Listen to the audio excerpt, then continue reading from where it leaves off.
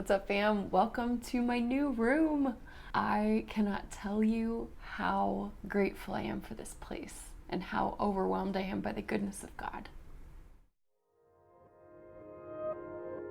What's up, y'all? It's Rachel Elizabeth, and you are watching Real Talk with Rach, where we talk about real things because it's the real, honest, hard, vulnerable things that get us deeper in relationship with each other and deeper in intimacy with God. And as I was praying about this episode, Holy Spirit gave me a verse to go look up. And it turns out it was a verse right smack dab in the middle of what I had been studying this past week. But it was a really interesting verse because it pointed out something that I believe a lot of you struggle with.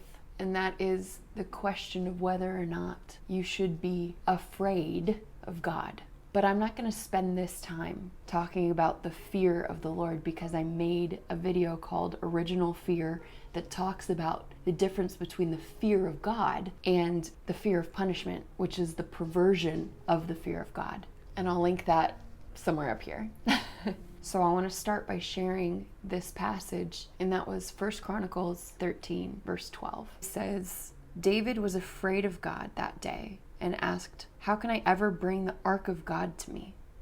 And unless you go read the entire chapter right now, you'll have no idea what that's about. So I'm going to tell you a little bit of the context. What's happening here is that David was recently made king of Israel. One of his first acts as king was to bring the Ark of the Covenant, which was the place where God's presence resided at the time, back to Jerusalem. But in his haste, he made a mistake. There were specific instructions on how to move the Ark of the Covenant, and David did not follow those instructions when he went to go retrieve the Ark. He put it on a cart pulled by oxen, and he put men around it. And so I'm going to pick up in verse 9 where it tells you what happened. When they came to the threshing floor of Kidon, Uzzah reached out his hand to steady the ark because the oxen stumbled. Anybody would do this, right? The Lord's anger burned against Uzzah, and he struck him down because he had put his hand on the ark. So he died there before God. Then David was angry because the Lord's wrath had broken out against Uzzah, and to this day that place is called Perez Uzzah. Now here's the verse. David was afraid of God that day and asked, "How can I ever bring the ark of God to me?" Now I want to stop there for a second because this speaks so much to me. The ark represented God. God's presence lived there. And because of God's holiness, he required a certain reverence and obedience when it came to how his presence was transported. Now this is all part of the Old Testament covenant. And if you are not familiar, the Old Testament covenant and law and the prophets were all about creating a way for sinful people to connect with God, but it required law and sacrifice. The New Testament is all about one who would come and fulfill that law and all the prophecies in entirety, and that one is Jesus. So the Old Testament is pointing to Jesus and longing for Jesus and hoping for Jesus, and then Jesus comes and creates a new covenant by his death and resurrection on the cross, so that all of us, we don't have to go to a priest to have a sacrifice made on account of our sin so that we can be in right relationship with God, because Jesus was our perfect lamb, our perfect sacrifice once for all time. So literally all we have to do is believe that he did that for us. Now, that does not mean that we get to be disobedient, but it does mean that our obedience comes from a different place now. It's not contractual, it's not transactional, and it's not fear-based. So let's go back to what David was experiencing.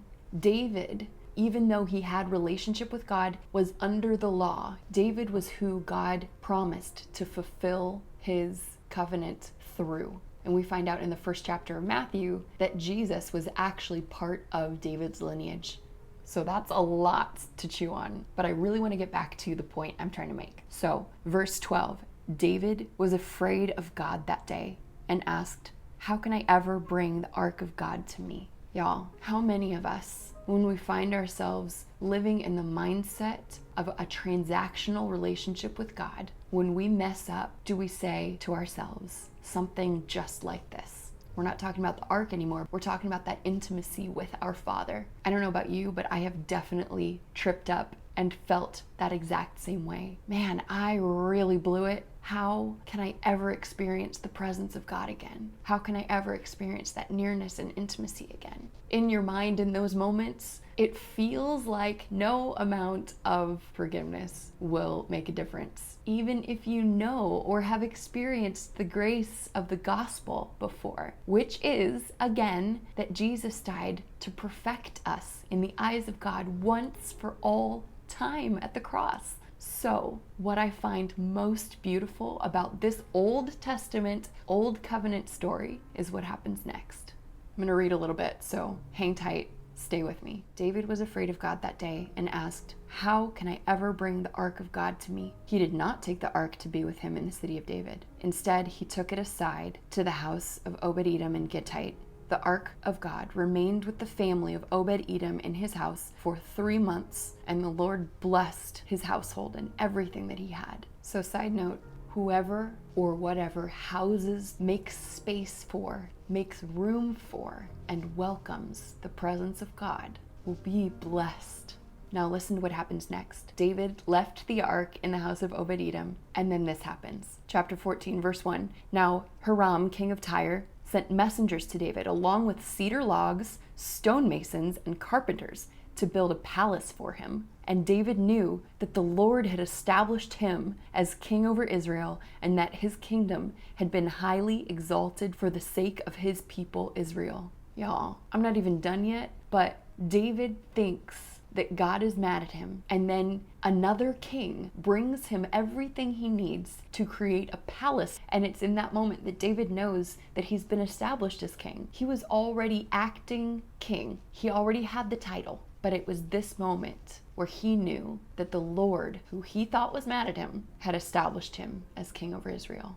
But here's a bigger question. Why, other than the promises God had made, why was David established as king? It's the end of that verse. He knew that his kingdom had been highly exalted for the sake of his people. Y'all, if God establishes you, if you have surplus in any aspect of your life, it's for the sake of people. We are blessed so that we can be a blessing. He was established and positioned as king, as ruler, as the highest authority and power in all of Israel, so that he could shepherd God's people well. Now I want to jump ahead to verse 9. Now the Philistines had come and raided the valley of Rephaim. So David inquired of the Lord, "Shall I go and attack the Philistines? Will you hand them over to me?" The Lord answered him, "Go, I will hand them over to you." So David and his men went up to Baal Perazim, and there he defeated them. He said, "As waters break out, God has broken out against my enemies by my hand." So that place was called Baal Perazim, which means the Lord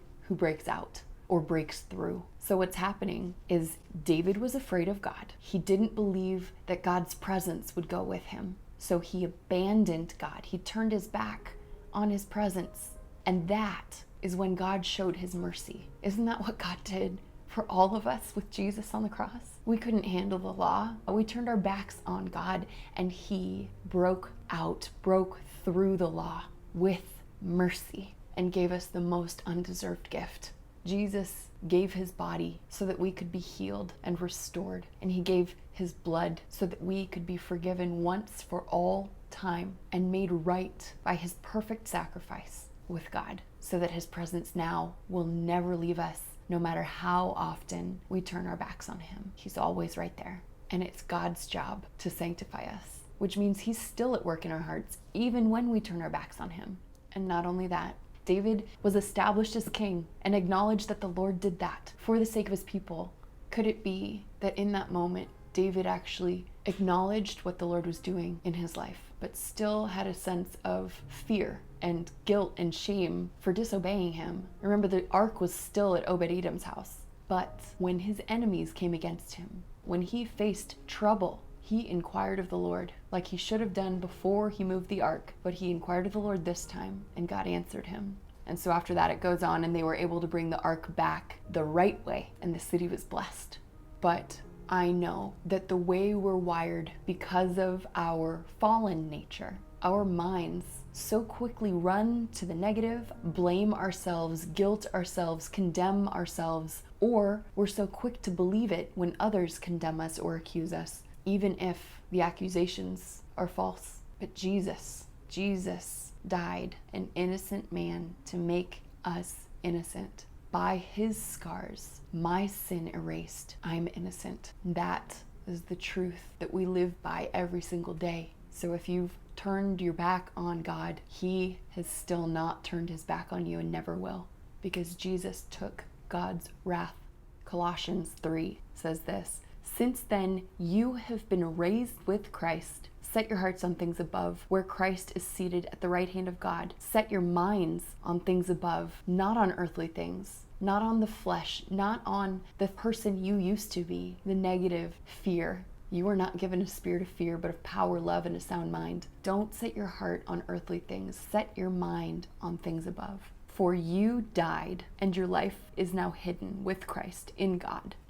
I don't know of any better news than that. If you liked this video, give it a thumbs up, subscribe to my channel, and share it with a friend. If you want to support this ministry in any way, I would be so grateful. There are links in the description box below and in my Instagram bio. I love you, and I am praying for you, and I'll see you next time.